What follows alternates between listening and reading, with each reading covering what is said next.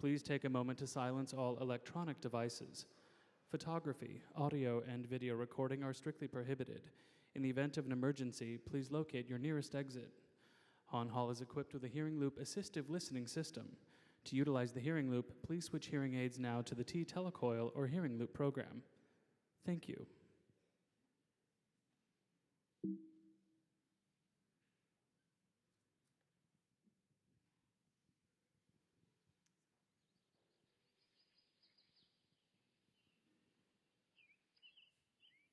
I want to be county supervisor because this area, and Montecito in particular, needs a real partner, a leader who will listen to their ideas, their concerns, and be on their side, not the side of the special interest.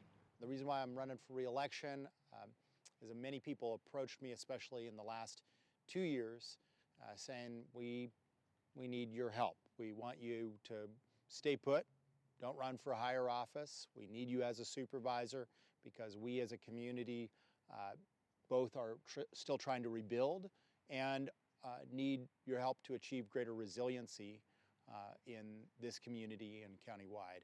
I'm uniquely qualified to represent Montecito because I know Montecito. I was born just up the road, grew up in this community, and now with my career in Washington and my experience, sort of the telescope experience of national politics, I'm bringing that to bear in my community here. Very committed to our community, to the needs of Montecito, and ultimately know that I can be the kind of, not just give Montecito a voice, but be a partner for Montecito. That's what you all deserve. That's the kind of school board member I am. I listen to all sides, I pay attention, and I represent the people and give you your shot at what you need in this community. I'm qualified to represent Montecito and Santa Barbara County because of a proven record of results, both for this community and for the county and state. First and most important, a record of results through the fire and flood. We are improving our flood control capacity as a community and improving our emergency response. Secondly, my passion, environmental work, doing our part to fight climate change and combat air pollution. The biggest challenge we face as a community is to feel safe when we go to bed in our homes. With these extreme climate events, we need to have a county government that's not just matching what the private citizens have done with ingenuity and their innovation, but exceeding and pushing and partnering and being with you in this. That's what I can bring to the table when it comes to being your supervisor. The biggest challenge we face is that we are one of the 2 fastest warming counties in the lower 48 states. What that is creating is more frequent sundowner winds, more severe fire weather, more frequent fires, and more severe fires. If we cannot figure out how to have better regional coordination, if we can't improve our flood control networks, then that will be a shame and a dishonor. I personally believe that the only way to make meaning out of such tragedy as we've been through is to reduce the chance of it happening again. There's a lot of things I admire about Das, but especially watching him be a good father to his 2 girls. I can tell he's in that zone of life where you're just all in, and you can tell that he's all in and just enjoying those 2 girls as a way that a proud dad does. The thing I admire most about Laura is that she's a kindred spirit in wanting us to do our part to address climate change, which I feel strongly is the moral issue of this age, one we will be remembered either for good or for ill by succeeding generations. I think people would be surprised. I've had a lot of great jobs. They might not know that one time after college when I was looking for work, I ended up delivering phone books around town in Santa Barbara. So my dad lent me his VW red convertible, 1970, and I had to stack it to the gills with phone books, and there I was. It kind of actually was good training for knocking on doors and canvassing. I once gave a lecture entitled Everything That I Know About Fighting the Forces of Evil I Learned from the Lord of the Rings. Major Tolkien fan, and believe that it provides good examples of how it's not the strong heroes that change the world, but it's sometimes the people that look weak, look normal, that make courageous decisions that changes the world.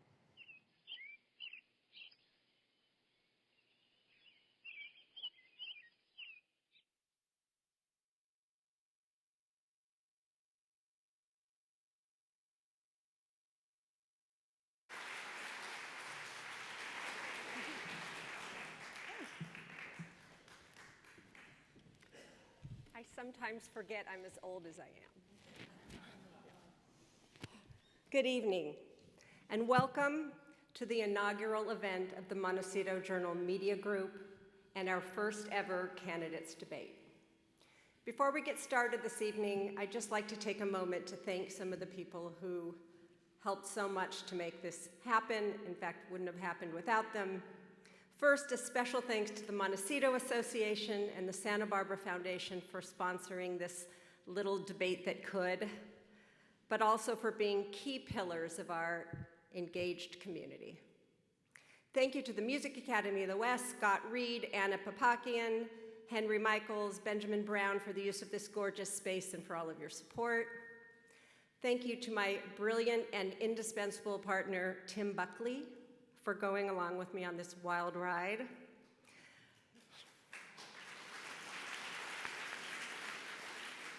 Thank you to Jim Buckley for creating our cherished community newspaper almost a quarter of a century ago and for seeing the wisdom in supporting this pivot.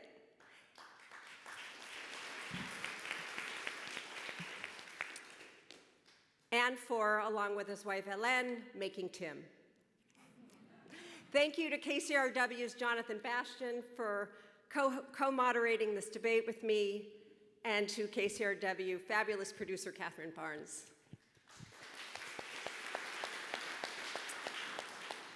Thank you to Wendy Reed, our amazing project coordinator who worked so hard to make this evening come together, and if there are any problems, it's her fault. Thank you for Trent Watanabe, the Montecito Journal's talented and ever-game art coordinator. Thank you to Jim Fabio, who made tonight's amazing little film about the candidates. Thank you to Colin Valiente for filming tonight's debate to be uploaded onto our Facebook page for those community members who could not be here. Thank you to Paige Levinson, the Montecito Journal star intern, whose internet savvy and youth allowed us to live stream, actually we're not live streaming it, but that was our problem, not Paige's, tonight's event via YouTube onto our new and improving Montecito Journal Facebook page. Thank you to all of the Montecito leaders who have shown up to ask important questions on behalf of their organizations. Thank you to our candidates tonight for Santa Barbara School Board President and Challenger Laura Capps, and First District County Supervisor and incumbent Doss Williams for showing up and thereby saying that our questions and concerns matter.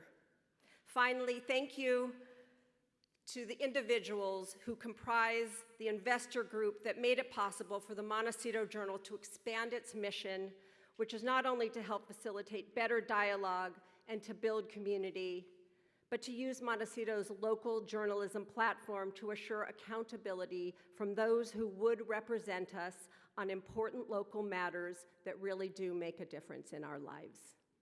To be our voice in government is not a right, it is an awesome responsibility. To that end, we hope this debate will help you decide who should serve as our next First District County Supervisor.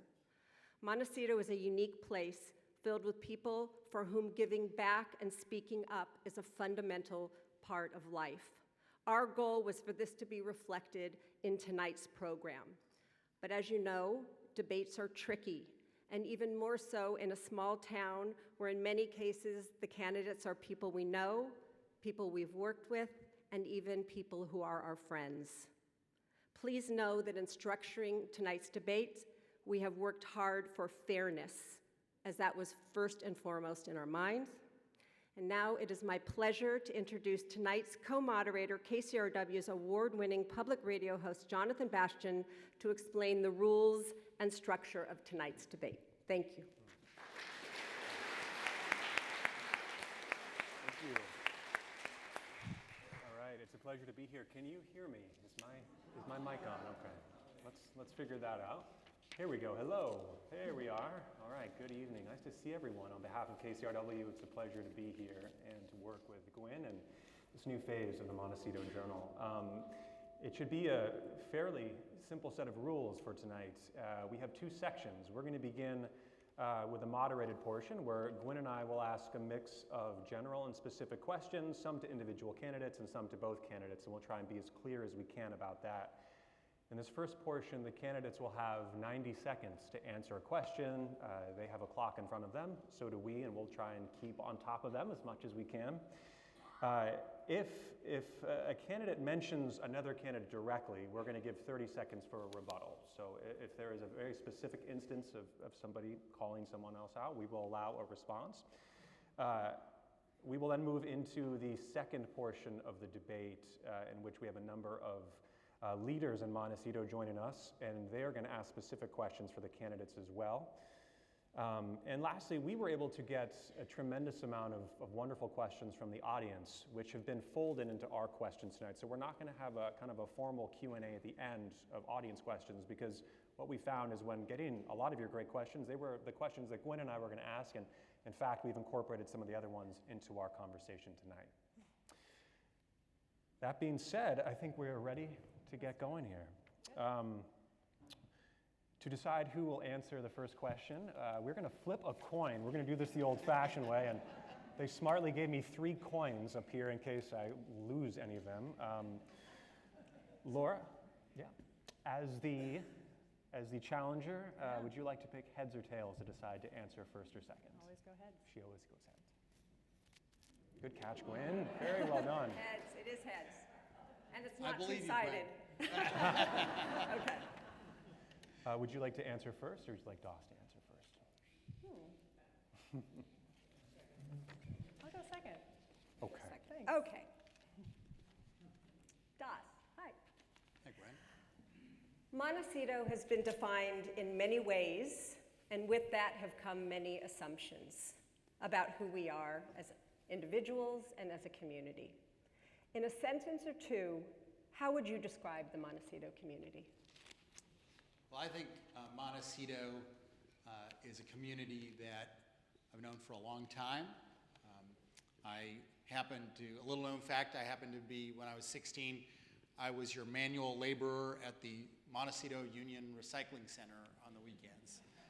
Not an analyst for CEC, but just moving recycling. But it's a community that I've known more and more over time. And in the last 2 years, that relationship has become very close and very intense, as I think the whole county has realized there's much more diversity of incomes and of circumstance in Montecito, but a place united by a great deal of talent, a great deal of creativity, a great deal of yearning that I have found a kinship to. Thank you.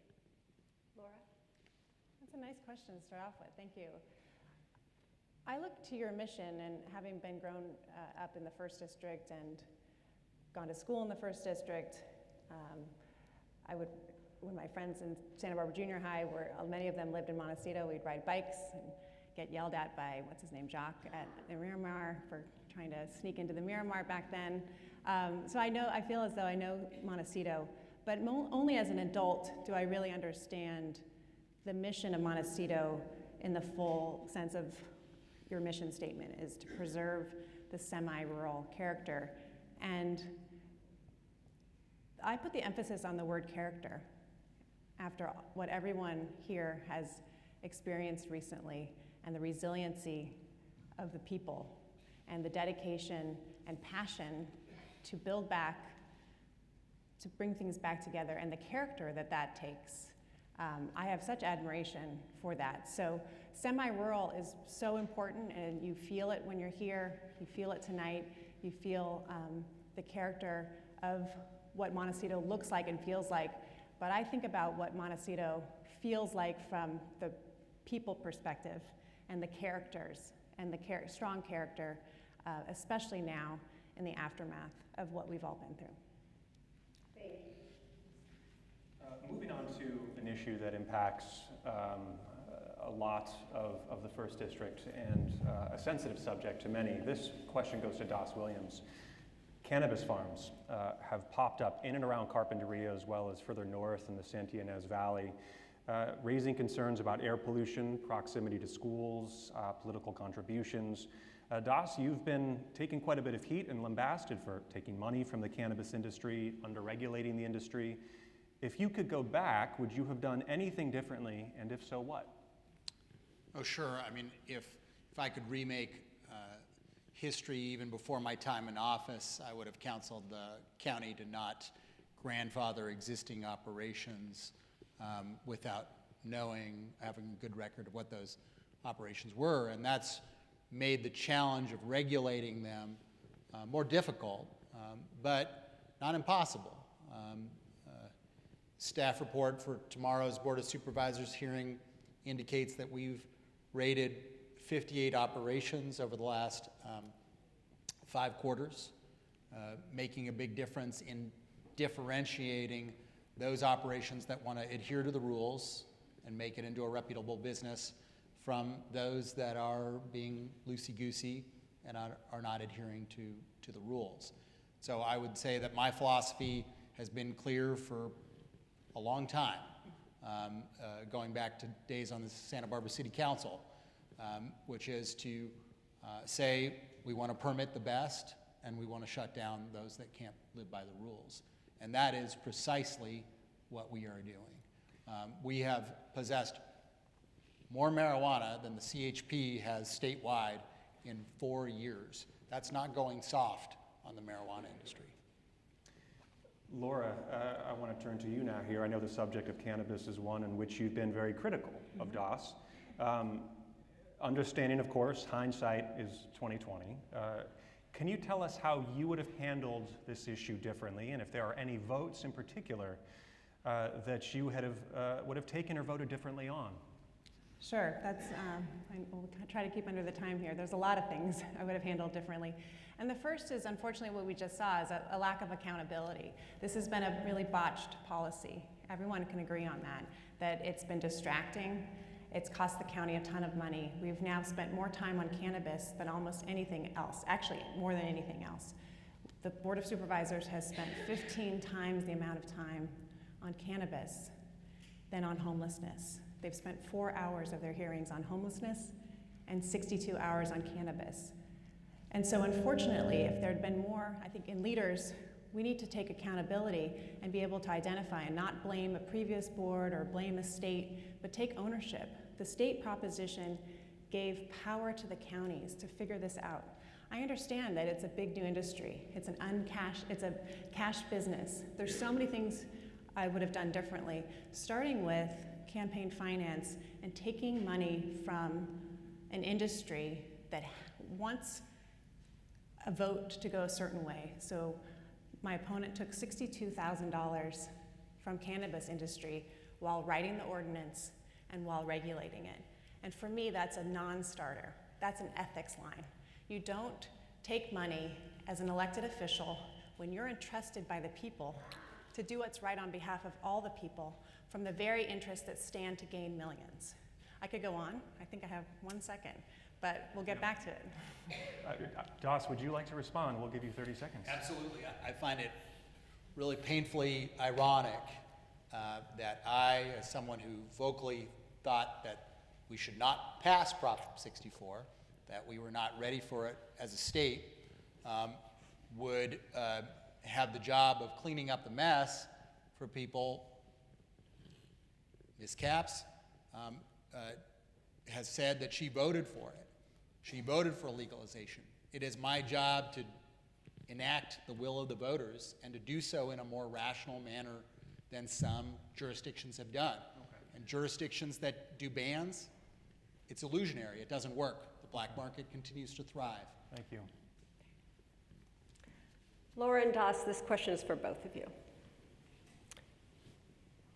Money flows from the Board of Supervisors, and this goes, Laura, to what you were talking about. Money flows from the Board of Supervisors to the county's planning and development budget. While the Planning Commission's budget has gone up, as we understand it, a lot of those resources are being allocated towards cannabis permitting, processing, and appeals, while the Montecito Planning Commission is woefully in need of resources. What can be done to more equitably distribute planning funds, and what in Montecito do you think requires the most attention? Is that for me first? I believe that, who went first last time? I'm sorry. We'll go to Das. Das first, okay. So planning and development is full cost recovery. So any entity that comes for a permit has to be charged 100% of its cost. And so that's meant to make sure that processes go faster instead of grind to a halt, and that there's not unfairness between one stakeholder and another. I believe that one thing that needs to be done is just a basic self-respect thing, which is that the Montecito Planning Commission and the MBAR should be given a stipend just as the Planning Commission and SBAR members have, which I think is a good government thing. It's also a way to recognize their work and hopefully to retain the best and brightest on the Montecito Planning Commission and the MBAR. Just to go back to something that Das said, he has gone soft on the industry. We just found out in this report that they're going to be discussing tomorrow that in fact 62% of cannabis operators have paid zero in taxes. And the whole point of it was the tax revenue. So that's that, and he could have insisted on an audit. But instead, you all in Montecito, you pay a lot of taxes, right? Unfortunately, the industry that in some cases is wreaking havoc on people's lives, they're paying no taxes. The county the supervisors have yet to insist, and Supervisor Williams, who represents this area with majority of operators, has yet to insist on an audit. So back to the question of planning, we need more time for our planners to focus on rebuilding Montecito, on innovating, on where are we going to go? What are the next things that we need to, in the wake of Thomas Fire and debris flow, what are the 5 steps? How can we harness the innovation from private citizens? And instead, our planners have been so bogged down with appeals and adjudication from this cannabis ordinance that we need to shift our priorities back. When it comes to climate change, the Board of Supervisors has spent 10 hours on climate change, and again on 62 hours on cannabis. Our priorities are off, and we need to get them back in line with what people actually deserve. My response, since that's another accusation, is that number one, those numbers are totally false. Number two, if she's read the staff report, the next paragraph did indicate of that staff report that we have commissioned a $100,000 audit. So saying that I insisted on no audit is an abject falsehood. Thirdly, she's attempting to punish me for the things that we did right. A significant portion of the ones who reported no taxable receipts or did not report were entities that we've shut down in the last 5 quarters. So of course they didn't pay any taxes because we shut them down. Okay. So how do we Okay, just We'll move on. Okay, will, sounds good. Okay, next question is to both Laura and Das. Laura, you're proposing new campaign finance reform regulations, which includes banning contributions from anyone with business before the board. 2 questions. Does that include union money? And number 2, would you support a county ordinance like Ventura County adopted in 2002, which limits campaign contributions to $750 per campaign cycle for any county office? Thanks, I love this question. I think it's so important for people to understand that our county is an outlier when it comes to campaign finance reform. The state has limits, the feds have limits, most counties have limits. Ventura, that's an excellent example. I studied Ventura a lot before I put together my plan. We need to raise the bar on ethics. We need to have higher standards and expect transparency from our leaders. We need to know that when they make a decision, it's as unbiased as possible. Right now, there's a flow of money into not just our Board of Supervisors, but other levels of government, and it's unregulated. You can give any amount here. And as the industry has done to support his campaign. As of July, $1 out of $4 of Supervisor Williams' campaign chest was from the cannabis industry, yet we have the most lenient cannabis rule more than Humboldt here. You wonder how that happened. So what I'm proposing is very reasonable. If someone, as a supervisor, if you're making a decision, you can't be biased from the contributions, or at least you can't perceive to be biased. So yes, it would include union money. I've spoken to the unions. When they're negotiating their contract with the Board of Supervisors, I would never want to feel as though I'm only supporting these wonderful people who do good work, like our firefighters. And he's equated, oh, if they can't contribute, then they won't have a voice. Well, I'm sorry, but in my reality, I would support firefighters, and I will support firefighters, not because they've given me money, but because they deserve our support. That's what's so kind of perverse about this policy. Thank you. Well, contrary to what has been said, my largest contribution by far has been from our county firefighters, and I am proud to have their support. In fact, in the $500,000 that I have had to raise in this campaign, only $2,500 has come from any marijuana farmer. That marijuana farmer also happens to be an avocado farmer and a Gerber farmer. So, you know, the money that she speaks of happened in my last committee. And then thirdly, campaign finance reform needs public financing. You can't change the system fundamentally without an aspect of public financing. I consistently support that. I would even support campaign limits.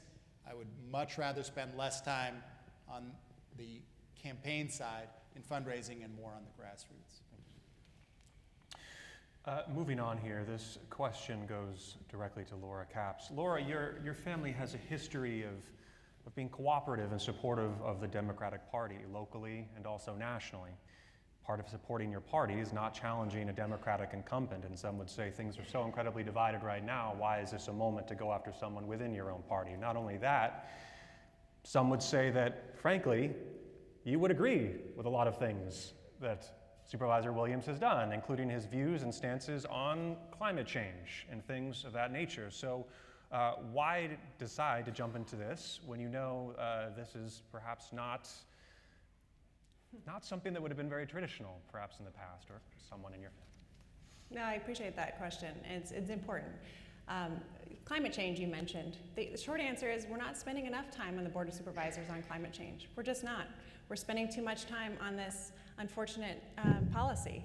And so that's what led me to want to jump in. I believe so strongly in the 1st District. I know it well. My son is now, I'm raising him in the 1st District. I know this town, I know this community, and I don't see that we're moving in the right direction of our priorities. And it's really important for people to understand, especially as ballots are coming out. These are non-partisan seats. The state of California has in its constitution that every local office has to be nonpartisan. And I understand that even as a proud Democrat who has worked for wonderful Democrats and causes, the jobs on the local level, and I've worked on other levels, I see the difference. The jobs on the local level, it's about functioning, it's about effectiveness, and partisanship, sadly, can get in the way.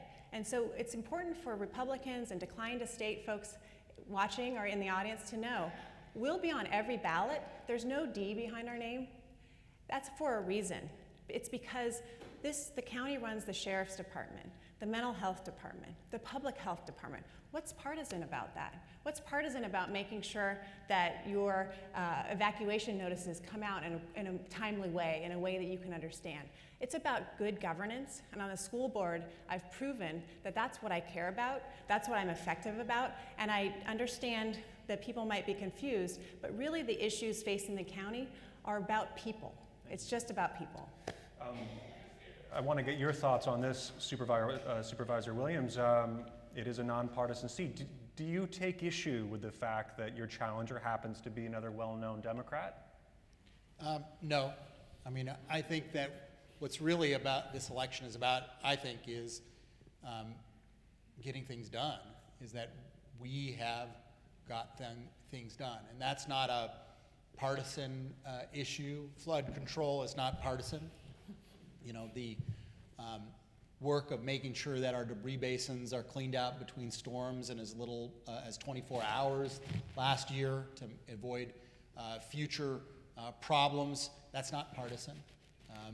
We're planning $45 million worth of flood control work in the hills in the next 2 years. That's not partisan, that's getting things done more than has happened in 2 generations. And the $40 million we're doing on infrastructure and roads next year to mitigate, again, some of the damage, that's not partisan. That's taking care of business and making sure that this community can prosper. Which leads us well to our next question. Okay. We'll start with Das this time, but it's to both of you. Okay. To date, arguably the most substantial attempt to keep Montecito safe from another debris flow has been the installation of debris nets on the mountains above Montecito, which were funded by community residents and until very recently with no material contribution from the county. And now there are other citizens raising money for a debris basin. Do you think the county is doing enough to protect us from future disasters? And what role should the county play in moving the needle on other very important safety issues like undergrounding utility wires and repairing roads? So I'll tell you first about what we are doing.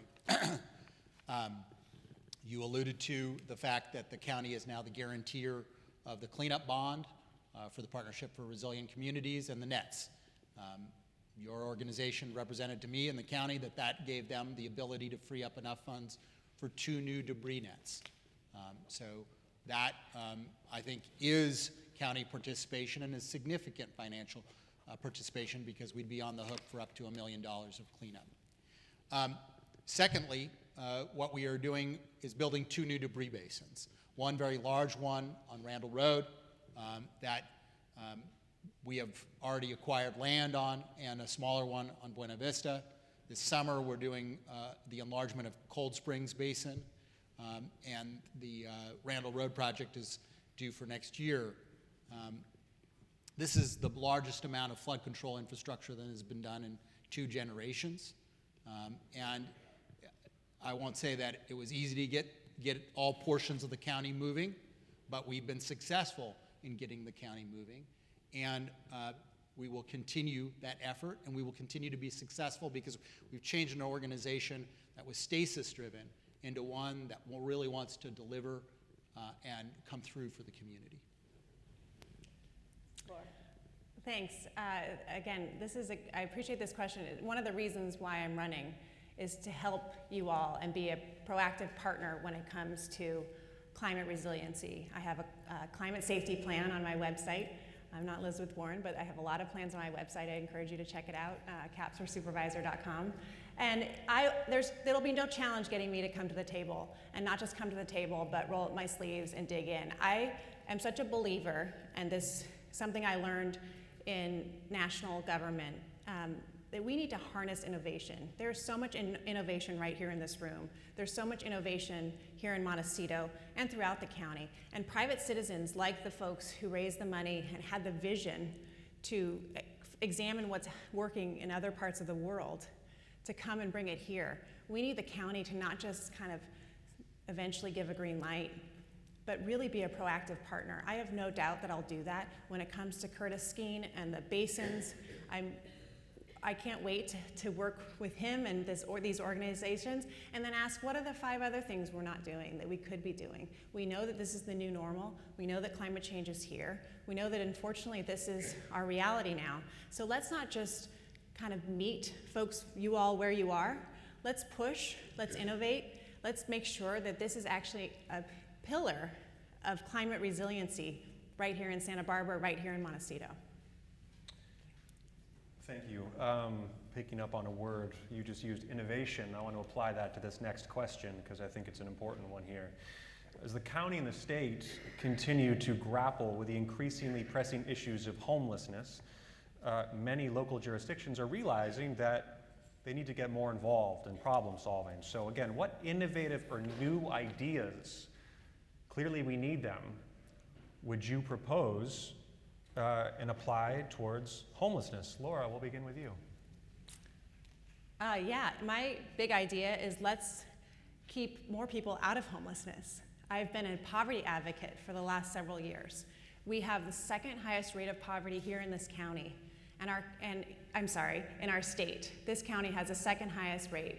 and our state has the highest rate in the country. We have a homelessness crisis and we have a poverty crisis. So let's keep people, idea number one, let's keep people from being homeless in the first place. There's good programs that exist. There's state and federal fundings that we are currently leaving on the table. It's something I have a background in. I can't wait to dive in and help us get the earned income tax credit for people who live here. That's number one. Number two, let's devote more time to it. Like I mentioned, the County Board of Supervisors in the last 3.5 years has spent 4 hours of their hearings on homelessness. We have the highest rate of unsheltered homeless that we've ever had. I see it in the schools. 1 out of 8 kids in our public schools are homeless.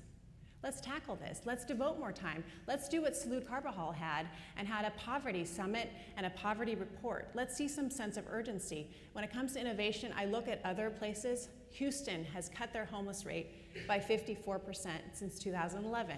They did it by tackling a slice of their homeless population, which are veterans. Let's figure out what we can do. Let's set a goal.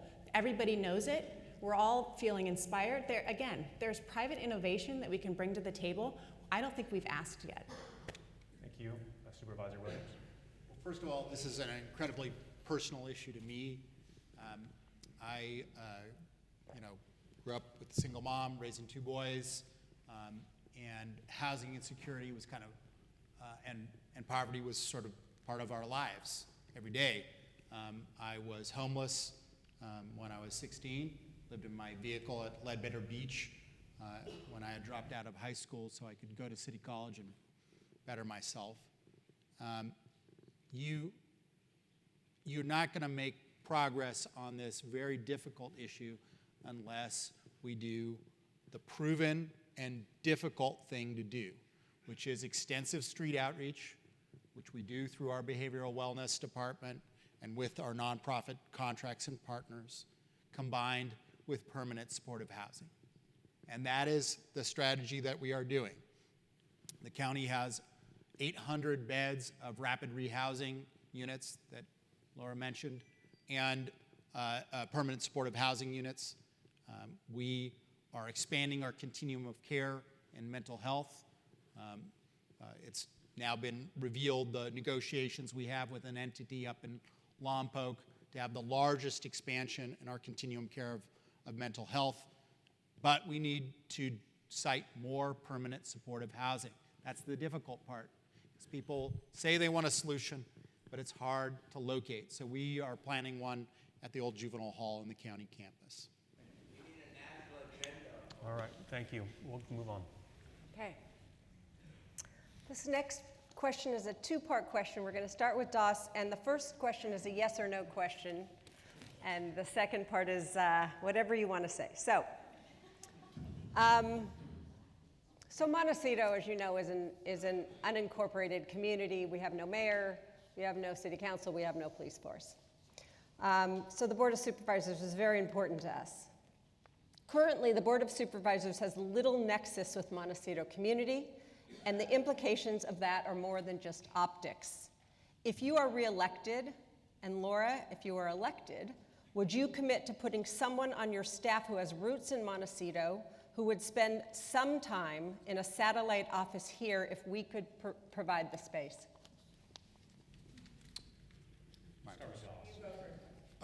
The answer is, do you want me to replace the woman who led us through the recovery center that's on my staff, Lisa, or Darcel, who's done more work than any county staffer on recovery?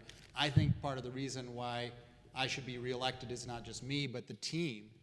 You get 3 staffers, one of whom is more of a clerical staffer, to be there. And I think the woman who worked in the Montecito Recovery Center, Lisa Valencia, on my staff, has a lot to offer on recovery and should not be replaced, and nor should Darcel. So I guess the answer would be no for that reason, but office hours, absolutely. Montecito Library, that's where I would. Is that okay? Okay. I think it's a great question. It speaks to the yearning that you feel to have a voice. Certainly, I would explore any option. I don't have a staff now. As a school board member, you don't have staff, but I'm out there representing parents and thousands of students and have earned the reputation of being accessible. I would flip it this way. Certainly I'd be open to an office here. I don't think you'd need one because I would be here so much, and the team would be so connected to you all. Certainly, I would love to hire somebody from Montecito. I haven't thought about all that yet. We're just taking one thing at a time, but the point of the question is the connectivity and the fact that as an unincorporated part of the county, you want to have a voice. You deserve a voice, and not just a voice, a proactive partner, so that you don't feel like you have to vie for attention, but actually I'm there with you, rolling up sleeves and being your proactive partner. Okay, thank you. Part two. That was not yes or no, so now we're going to part two. After the debris flow, community members were encouraged to sign up to be part of a local leaders group to help steer the post-disaster plan. That never happened. I know there was a lot going on and a lot of chaos, but that particular thing did not happen. It's easy to say you want to listen to people, but is there a formal process that could be put into place to make that a reality in Montecito, which really is connected to the first question? So, Das. So I think there is a role, but I've come to the conclusion that a supervisor should not lead that. I think the community should lead that. What we saw is that we saw a tremendous amount of work that needed to be done in flood control, a tremendous amount of work that needed to be done to deal with what to do with the debris, a tremendous amount of work to do in rebuilding. And we knew that to do that and to plan for the future were sometimes difficult to do at once. And to have a planning process, which we got good data from, which has informed our decisions, but one that would lead to us off on what are some important issues, but might not have been the first issue you wanted me to work on 2 years ago, right after the debris flow, undergrounding being one of the big things. I think is a strategic choice that was understandable to make because I needed to prioritize your public safety over that planning process. And we quickly came to the conclusion that with a staff of 3, we did not have the bandwidth to fully protect you and also plan for things like undergrounding utilities.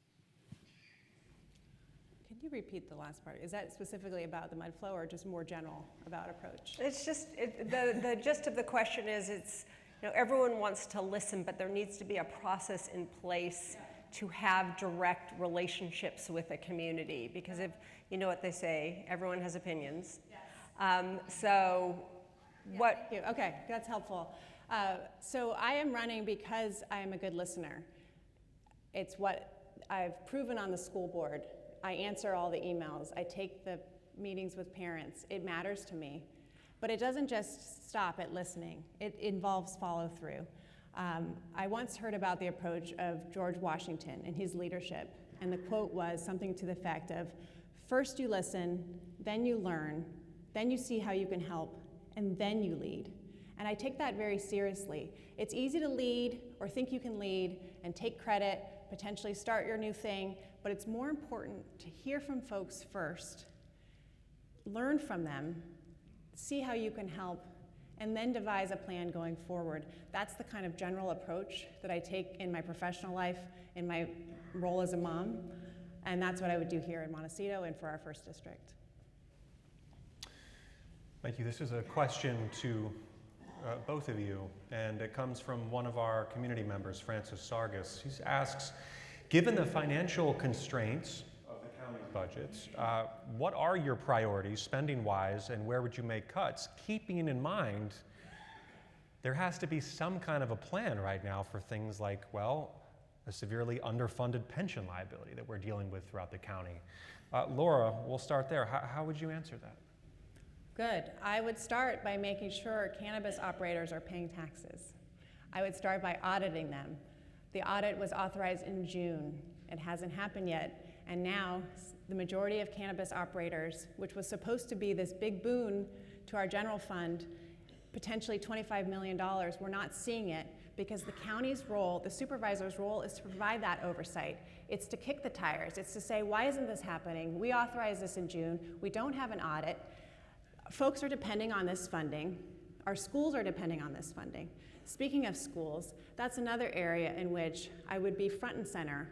And the reason why I have the support of Bill Cerrone and so many educators is to have a school board member on the Board of Supervisors means that education is front and center. Our kids, our families, our future of the county. That's the place I would look to never cut, to make sure that our infrastructure is as solid as possible, and to make sure that we're being as smart, so that when an opportunity like revenue from a new industry comes about, making sure that our schools benefit, which didn't happen in this case. That's the sort of the lens by which I see. We have to be vigilant on oversight, and the role of the supervisors to make sure that things are working as tightly as possible. There's a lot of waste, unfortunately, especially when you see that an audit didn't happen that was authorized in June. I'll give you 30 more seconds, though. Anything regarding pensions? Sure. I know that our pensions are governed locally. You have to be vigilant. I know that there's been reductions recently. That's something that DOS talks about. I know that Republicans and Democrats both have oversight. I'd want to have that oversight. I'd want to try to serve on that board. We just need to be vigilant and know that these pensions are important to the people that have earned them, but do cost a pretty penny, and to be as vigilant as possible. Okay. Dos Williams. Well, to do good requires resources, and we have made great strides in fiscal guardianship. When you elected me the first time, there was a $6 million deficit in the county. There is now a surplus, and one of those factors has been that we implemented a provision of the pension reform bill that I voted when I was in the legislature for, which allowed us to renegotiate our pension agreements with our employees, and that's saving $7.5 million this year. The other large portion of that turnaround has been the cannabis tax. So in past years, that started off, okay, 5-6 million. Last year it was a little more. It was more than 6.7. This last quarter, it was 2.8. And these charges about this report are an attempt to hide the fact that it's working. 2.8 in one quarter means that the revenue could be 10, 11 million this year. That will be substantial benefit for libraries. We've already decided to spend some of that money on Safe Route to Schools, for parks, and in our reserves to have some fiscal guardianship. In the shared priority that Laura and I have, which is addressing climate change. The biggest thing that is paying for our work on alternative energy is the marijuana tax. So do good requires resources. Okay. This is the last question from us, and then we're going to go to the community leaders. Courage and leadership is important.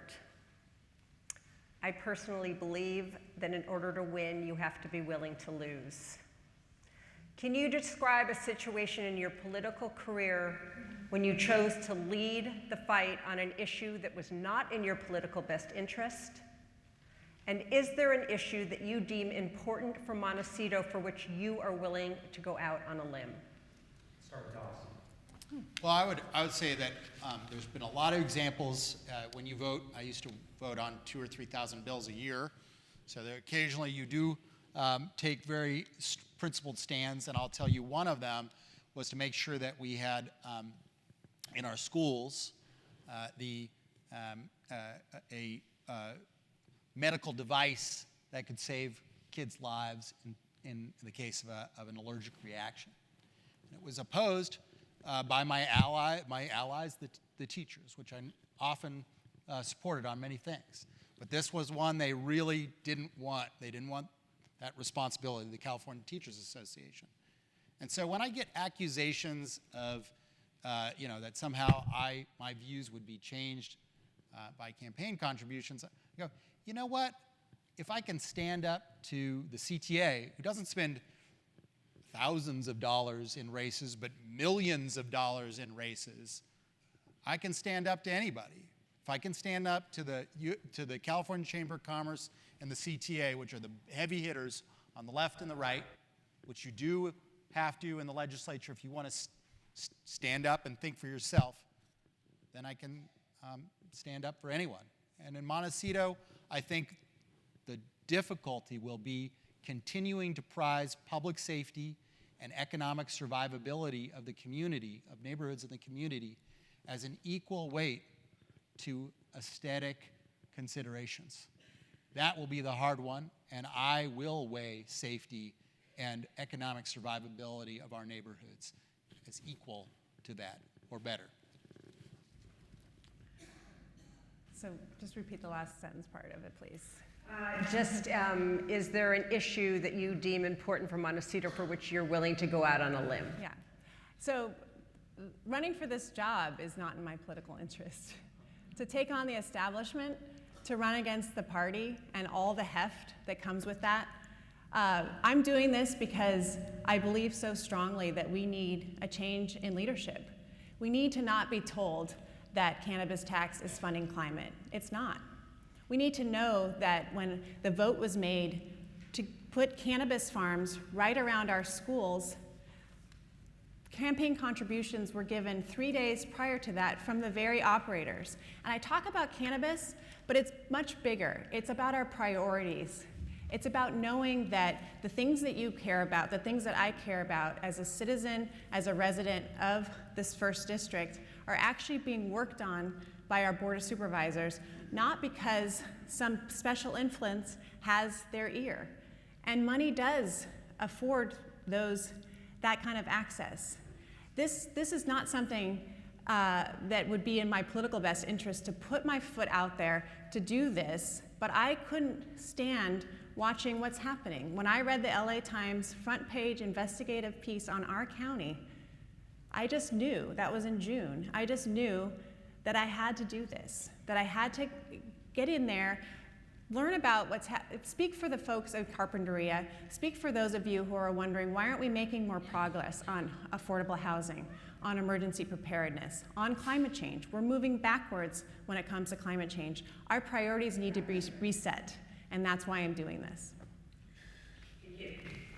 We're going to move on now to the second and last portion of our debate. I can't believe this, we're actually on time, which doesn't frequently happen when we do these things.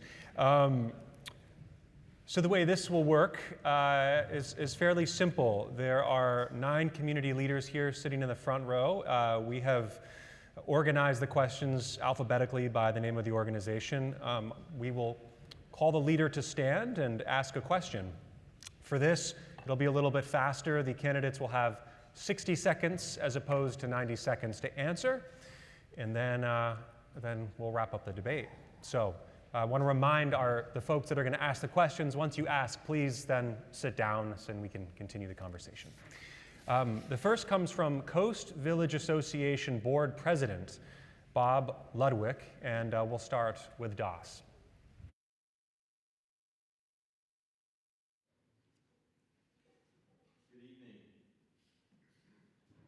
What an incredible view you've had of a community that's more engaged than probably any other part of this community. So congratulations for both of you to have both the courage to run again and to run, and we thank you for that. The Coast Village Association, we're in a unique place. We're in that intersection, really a crossover between the county and the city of Santa Barbara. So while we would love to call ourselves Montecito, the Coast Village Road area is not. We're in the city of Santa Barbara, a unique area of crossover with unique concerns. Our question is this about traffic, and that's something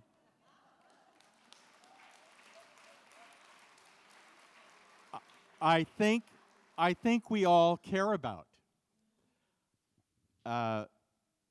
In the next, call it, depending on who you listen to, between the next 4 and 8 years, we have to deal with the construction of the freeway through Montecito.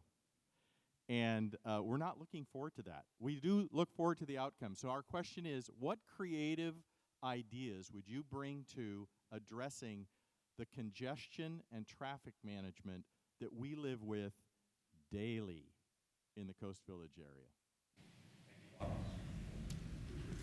DOS? Well, we've thrown a lot of ideas at the wall. Sometimes that wall ends up being Caltrans. Sometimes that wall ends up being SBCAG, but I will tell you some of them.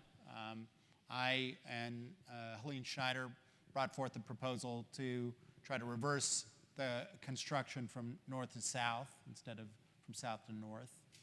That would have addressed that congestion much faster.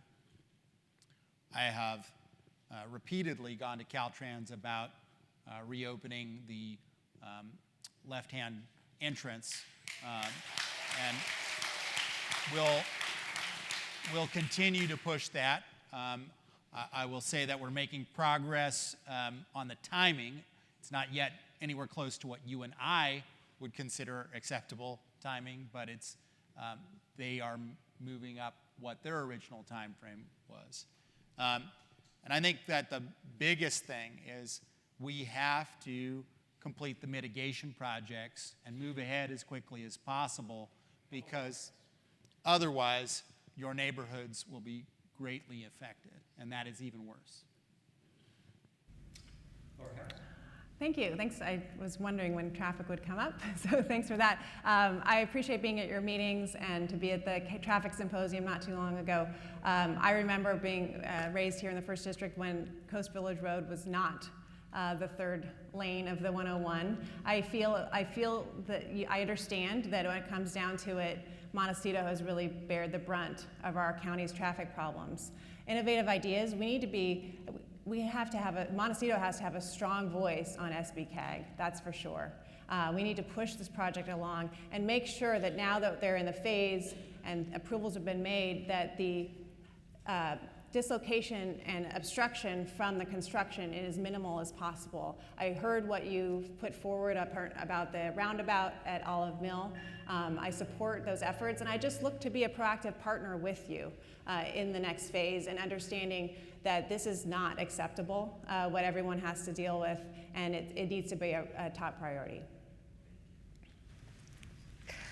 The next question is from Jennifer Miller, the president of the board of Cold Springs Elementary School District. Thank you for coming tonight. Yeah, thank you. I don't know if it's... My question is, how can I Hold on 1 second. Just make sure we have it. We try leaning in again. We'll just make sure the microphone is on. Okay. There we go. No, it's okay. It should be on. There we go.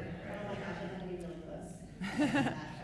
My question is, how can our local school districts and the county work more collaboratively to maximize resources and access to services for our public school children and their families? For example, after the mudslide disaster, our school benefited from the county's Department of Behavioral Wellness. Their services were provided directly to our students and families on our campus for free, and this was critical to our recovery efforts. And I'm such a fan of what's happening at Cold Spring. Your test scores speak for themselves, and the way you've come together after being so close and so integral in that tragedy, I have a lot of admiration for your school.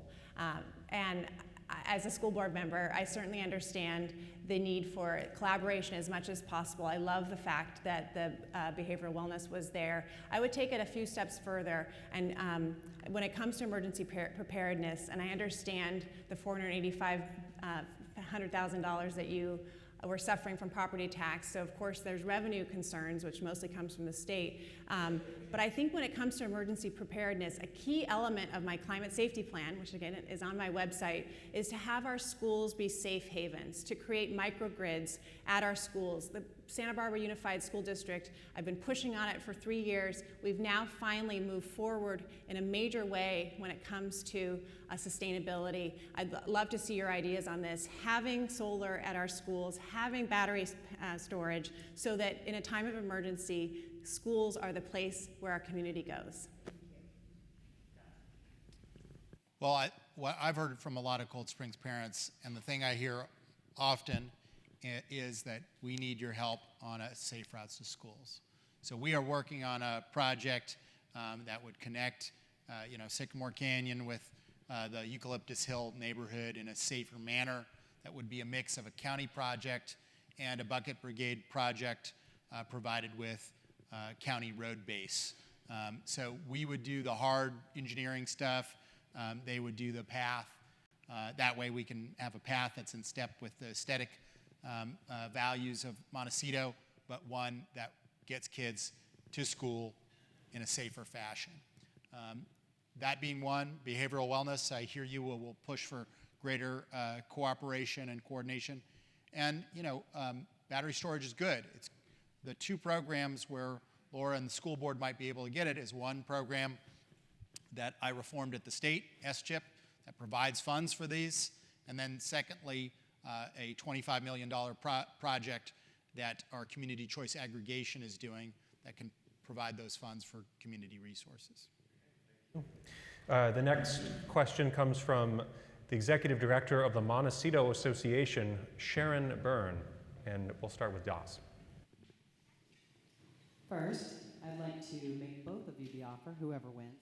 Yes, be right on it, is that right? Okay, all right. I'd like to make both of you the offer that we have tremendous space at the Montecito Association office. The library is way too crowded. Come hang out with us instead. And you can meet with everybody you want to. We'd be happy to host you. This question was crafted by our land use chair, Doreen Lee Johnson, and is asked on behalf of our board. The majority of our Montecito homeowners share the objective of preserving, protecting, and enhancing our semi-rural character of our community. How would each of you, as our district supervisor, support us in maintaining these ideals while addressing the ongoing demands and challenges of infrastructure and utility updates? We want safety, security, sustainability, and the ability to preserve our unique semi-rural community that we love. Hint, this is a trick question. One of these could be tied to the other. I'll go first, I guess. I think the thing that is the largest impediment to our quality of life is traffic.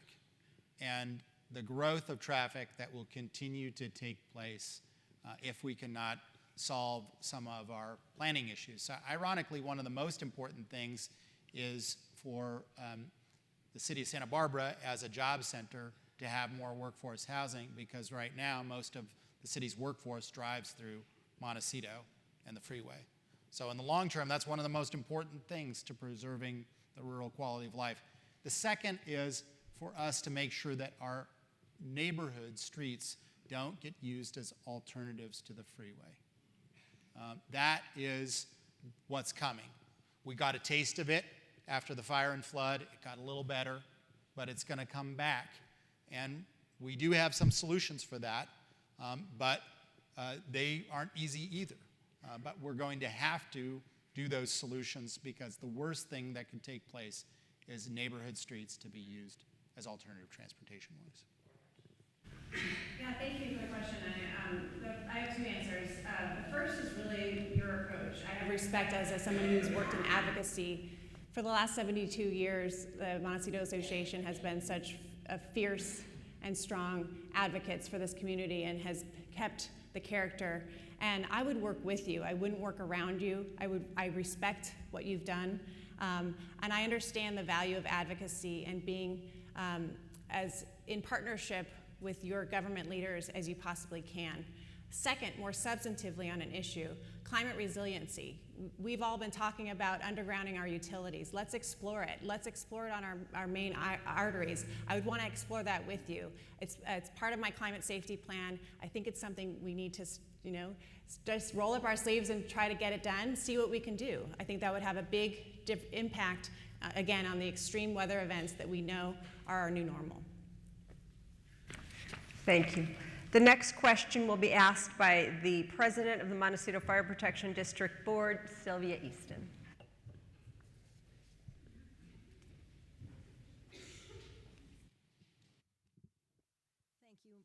Thank you, moderators, and also, excuse me, candidates.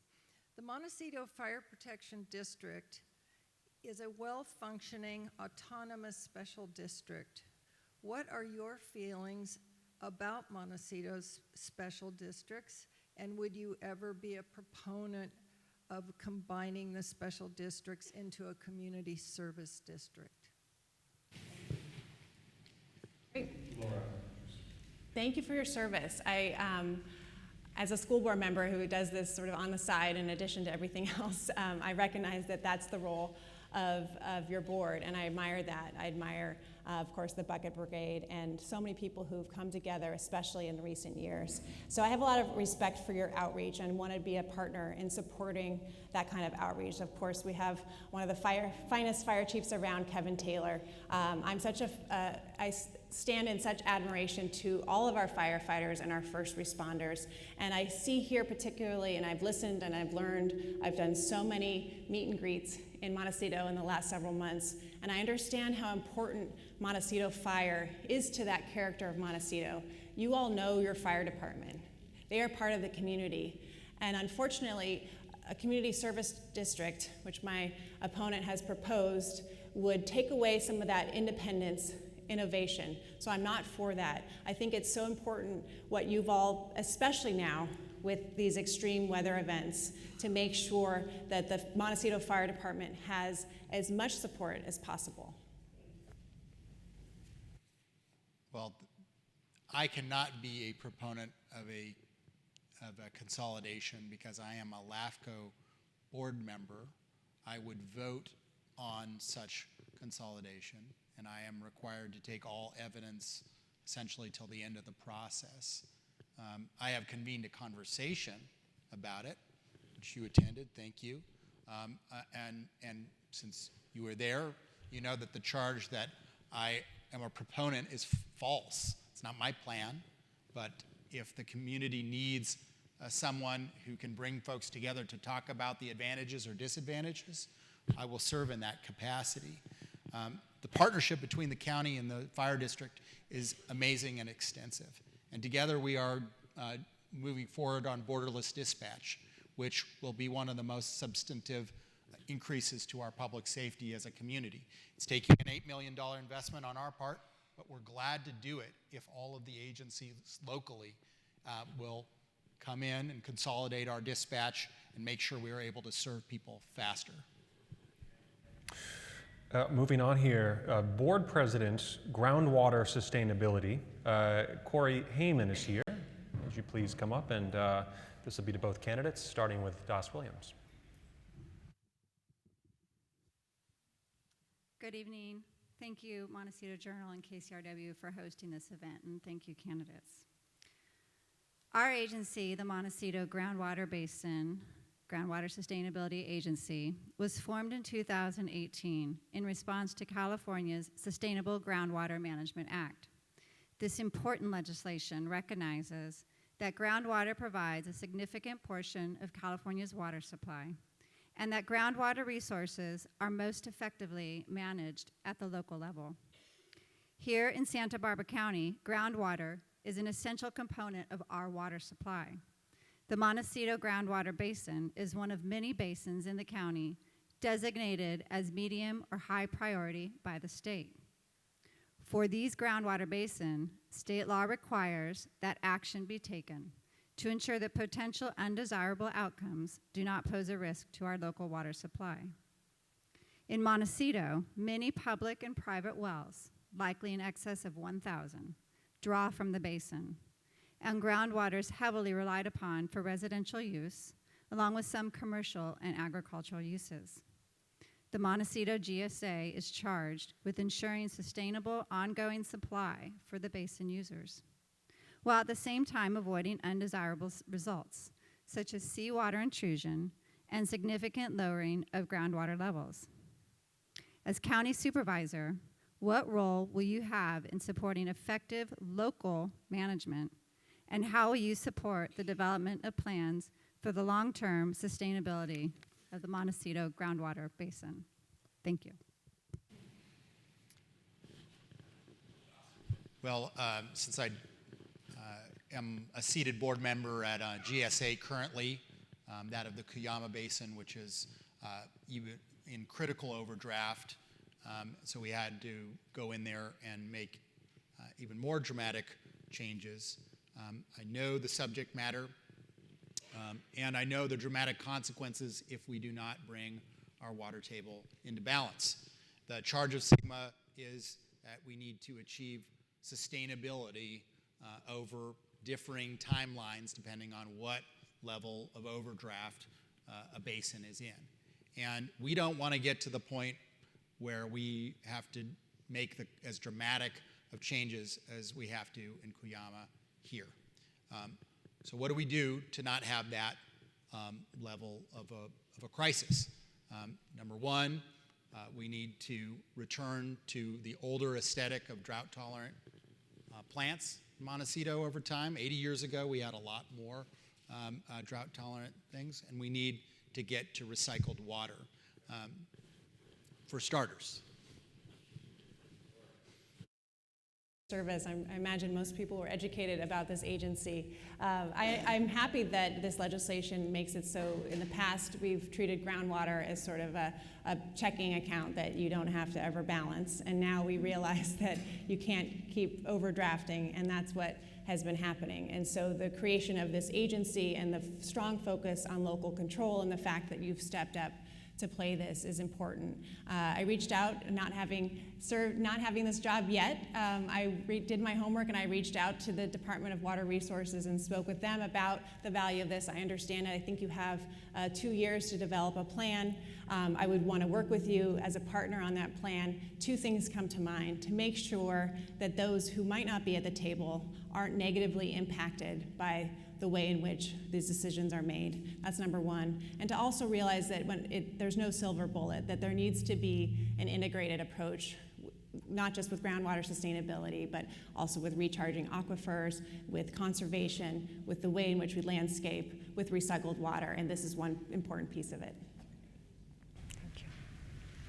The next question comes from the Montecito Trails Foundation Board President Ashley Mayfield.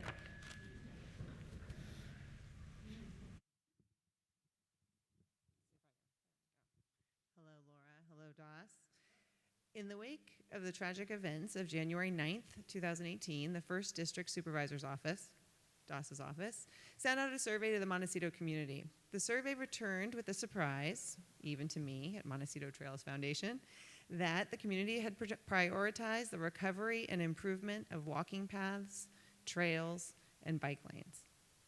Both of you guys tonight have talked about your connectedness to the community and our recovery and the one-night events. So I ask, what have you done to help the community recover these priorities? And what do you see as your role as 1st District Supervisor in the improvement and continued prioritization of these goals? Thank you. I think that's to me. I believe it's Laura first. Well, I just want to thank you for your service to our trails. I'm a trail hiker, something I do a lot. If you heard a little dog bark in that video, it's because I have dogs, and the dog was with me when we filmed that. But I am an avid fan. I can't wait to work with you more. I, again, don't have the job yet. So what I would just say is a strong commitment and an understanding to the value of trails, to the way, specifically when we met, the way in which our houses here are connected, and how that fits into the semi-rural character of Montecito, and upholding that virtue and understanding what that takes. And it takes resources. It takes resources and it takes dedication. So that's what I would pledge to do as a partner and as an avid trail and hiker in this community. Well, the first thing is that we've partnered together to build a badly needed walking path and part of a safe route to school along North Jameson. It was a project that the Bucket Brigade headed, but that the county provided trail-based right-of-way and curb construction to make happen. You and the Montecito Foundation provided funding and help. Secondly, we help promote laying down territorial disputes, which historically have made trail restoration a nightmare. The very fact that Cold Springs was open in 2 years is a record compared to all the predictions that you and I heard initially. And part of that is logistical, part of that was funding, but a lot of it was not having the territory and not having fights over territory and not allowing third parties have fights over territory to slow us down. Moving along here, Board President of the Montecito Sanitary District, Tom Belay. And who gets an extra 2 seconds. Thank you for the opportunity to ask a question. We all can agree that today's environmental challenges demand action. Here in the founding home of the modern environmental awareness, we have a special responsibility to set a pace. One of the central issues we face around the world, including here, is water. We have limited supplies of fresh water. However, here we have an opportunity to act on conservation of this important resource. The Montecito Sanitary District has been advocating for the production and distribution of recycled water in Montecito since 2004. You may be aware that the Sanitary District is currently operating a recycled water pilot project that is producing high-quality water suitable for irrigation. So my question is, in light of the major environmental benefits for Montecito and the greater community from recycling wastewater to be used for irrigation, please share how you would streamline the county review process to enable the Montecito Sanitary District to begin installation of a permanent first phase recycled water facility with capacity to serve the full irrigation needs of the Santa Barbara Cemetery. Well, one of my slogans is that we need to use every drop of water twice. We can't have the luxury to use it just once. And so I will open all doors to make that happen. I do think that it's important to break down the barriers and create cooperation between the water district and the sanitary district to also facilitate that. But I'm not going to let the county's processes slow you down. And furthermore, we need to make sure that there is the adequate customer base if you're Purple Piping, or the get through the state approvals if you're looking at indirect potable reuse. Either one is a route. Don't let fear of, there was water in here. Don't let fear of poop water slow you down either. This water I just drank, it was pooped on several hundred times in the last 1,000 years. It doesn't matter how clean it was, it matters how clean it is. So go recycled water. Demonstration.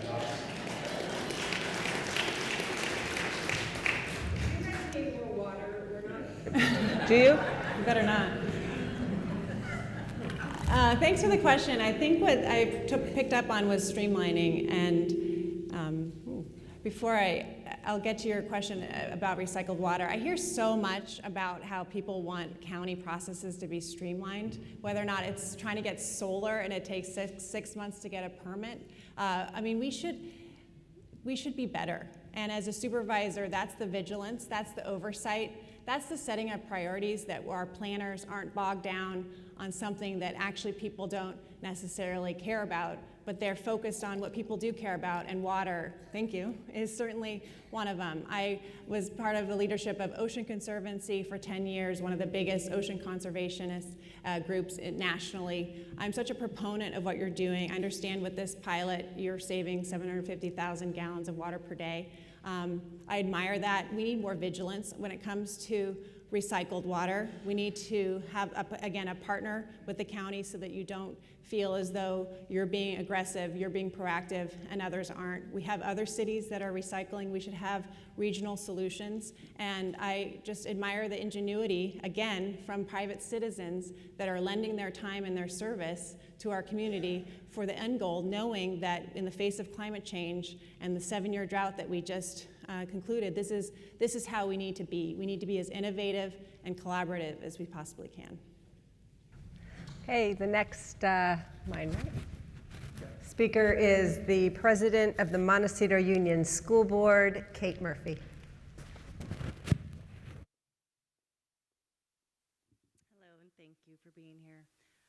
Because of the physical location of the Montecito Union School District campus, safety continues to be a real concern, a priority for us and our board.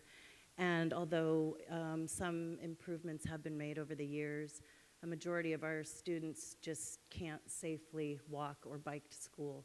And we are wondering if you had any innovative ideas as far as signage, technologies, new techniques that you might be able to present to us to help us continue to ensure the safety of our students. Thank you. I think that's me, right?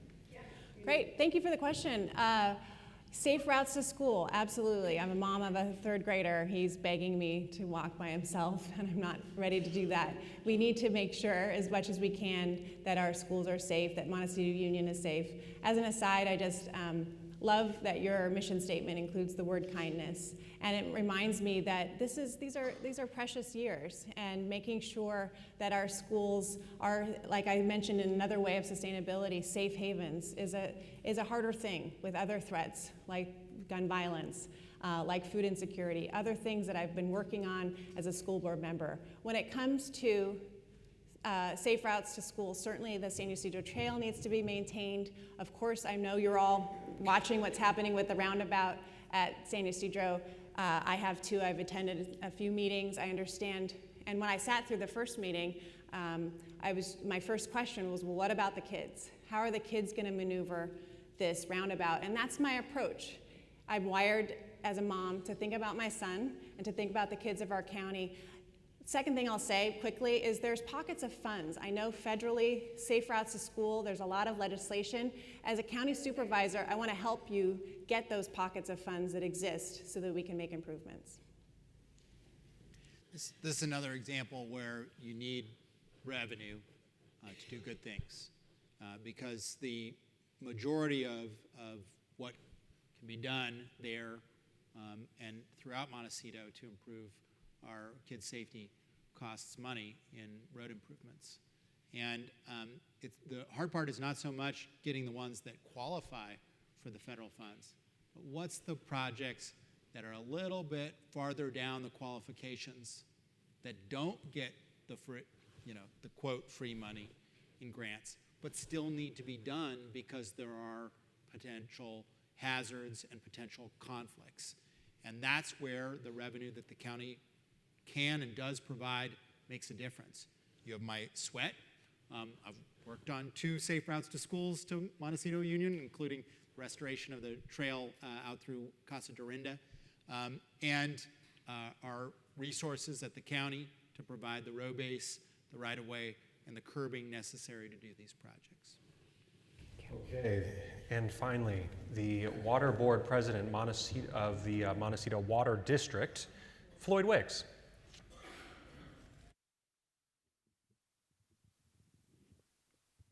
I guess I'm the last one between everybody here and a glass of wine, perhaps. I'll make it as brief as possible.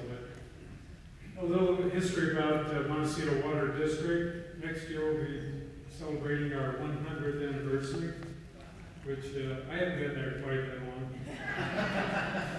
I've been there 3 years and found in the last drought period, resiliency was not in Santa Barbara County, but rather within the 124-mile pipeline that's known as the Coastal Branch Aqueduct.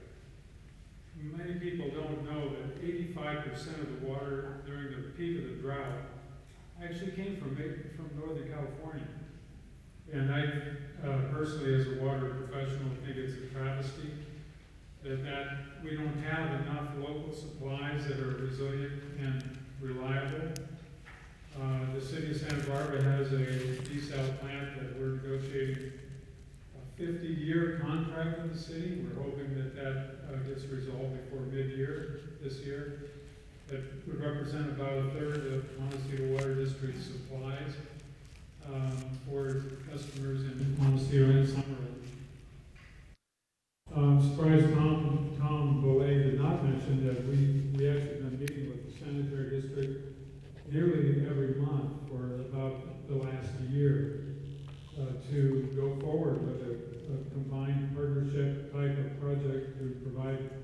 critical pipe project not only to the cemetery, but to utilize about roughly 75% of the entire amount of water that they currently discharge to Butterfly Beach. So it's a positive project that may be leading to another debate down the road at some point.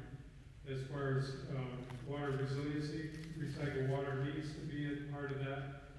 So we're doing what we can to beef up the reliability factor, and many people don't realize that the state water project, which was voted on by the population in California in 1960. Floyd, just if you wouldn't mind, just time-wise, we just need to continue here. Yeah, yeah.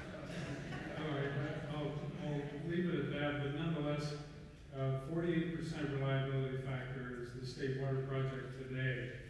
And what can we do, what would you do as supervisor going forward to help prove out what can you do to be resilient, to get more reliability? Thank you. And thank you for helping my neighbor get his permit for his home. Appreciate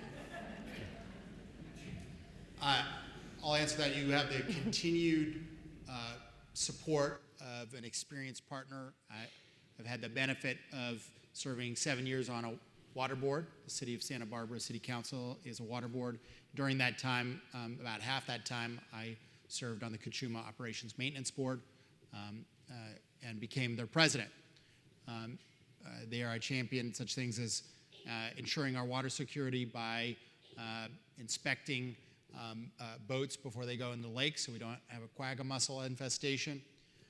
And the unsuccessful thing that would have increased our reliability, which is the double barrel project, which is something that we supported, but not enough of the local agencies supported to get done.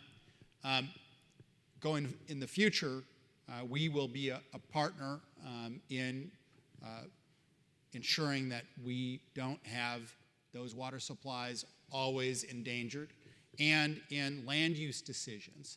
If the both of you districts come to me about land use changes that need to take place in order to increase our water security, that's going to be something that will be front and center and a priority of mine. Well, thank you for your service, along with your the colleagues here. What you're doing is helping our not just Montecito, but our community. And I think it's important to understand the approach. What we need are regional partnerships. I have a proven record of working really well with people, of forging alliances, of having good relationships, whether it's on the school board or in my previous life, working in the United States Senate, working in the White House. Being able to be as collaborative as possible. I bring that up because you asked a pretty specific question, but I think it's important to lift it up for the rest of the folks here to understand, of course, we've had climate change, we had a drought. Water security is utmost important. Things need to move. We need to be recycling. We need to be exploring desal. All of these integrative approaches. But in order to do that, we have to work well with the other players. We can't have stymied. I'm somebody who I hope would be with you at the table, fostering these relationships, making things, stopping the logjam, so that we can actually make some progress on something so critical as water. We're going to move on in just a moment to closing statements from the candidates. But before I do, I just wanted to say that, we did have, as Jonathan said at the beginning, a number of questions that came in from the community, and we tried to incorporate most of them in our questions, but there are still a few outstanding questions that we're not going to ask you tonight, but some of them have to do with the complicated planning process for local nonprofits and other really important questions. So are you two willing tonight to commit, if we send to your office these questions, can you give us a few sentences of a response so that we could print the questions and the responses from you, because everyone feels that they're important, their questions are so important, and they are. We just unfortunately don't have unlimited time, so, okay? My office is me, so. Your office is you, and bring it on. And by the way, my office is me, as I jokingly said to a friend of mine the other night in this audience somewhere, that I said signed Gwen Lurie's Chief of Staff, AKA Gwen Lurie. So, yes, I understand. But in any case, we want the answers to come from you, not from your staff. So that would be great. Okay. So we'll move to closing statements now. And how about another acrobatic coin toss? Hey, toss this time, heads or tails? I'll do heads.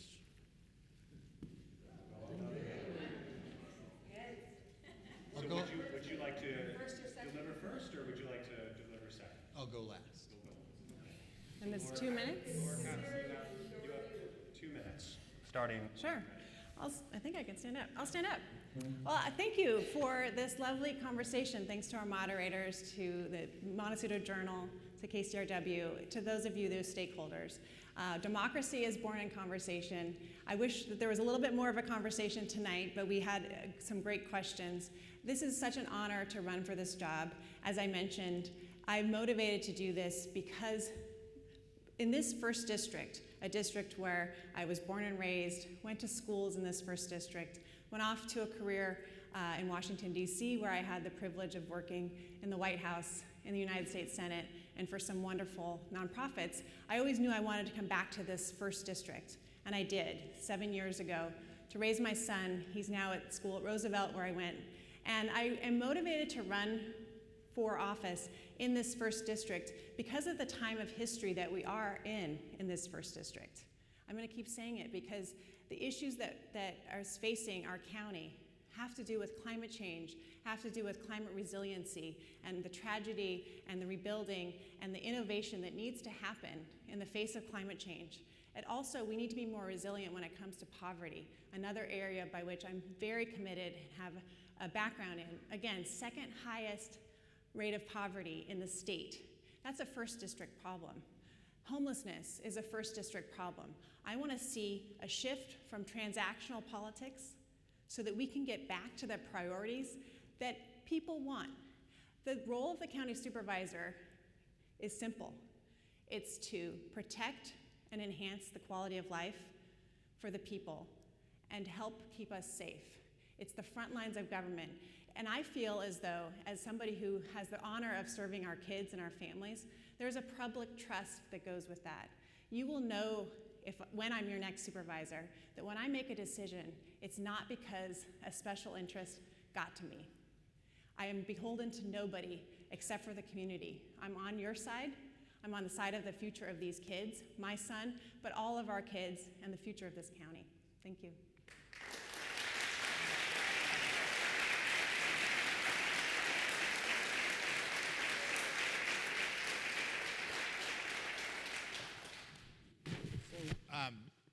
Those of you that know me pretty well, you know that I was a little bit of a strange kid. At the age of 4 or 5, I already had a strong sense that there was something deeply wrong about the world. Right? How many 4 or 5-year-olds do you have that are already angry at how far the world is from the way it should be? That is the only transaction that has happened, is that I have had a deep, abiding, and determined rage against injustice for my whole life. And it has caused me to want to give that service to you and this community. And over many, many years, I have consistently proven to you that I can be faithful to that charge, that I work hard. We have staff that give it their all. I give it my all. And that in this strange time where I get accused, one, of my views changing based on who gives me money, and then on the other, accused of not listening or changing my mind enough, I basically get accused of opposite things. And it's sad. I really think it's sad that our politics, which used to always be above the belt in this community, is being permeated by some of the acrimony you see in Washington. I think I have been here, whether it's to bring groceries or water, little things, or put sweat with the bucket brigade, or whether it's big things like building new debris basins or providing the funds for extra public safety. I have been here for this community, and I will continue to be here for this community. Thank you so much.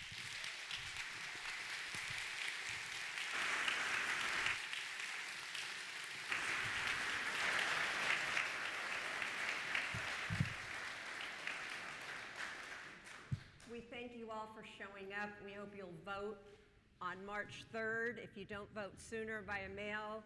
And we really appreciate you staying for the whole program. Thank you so much.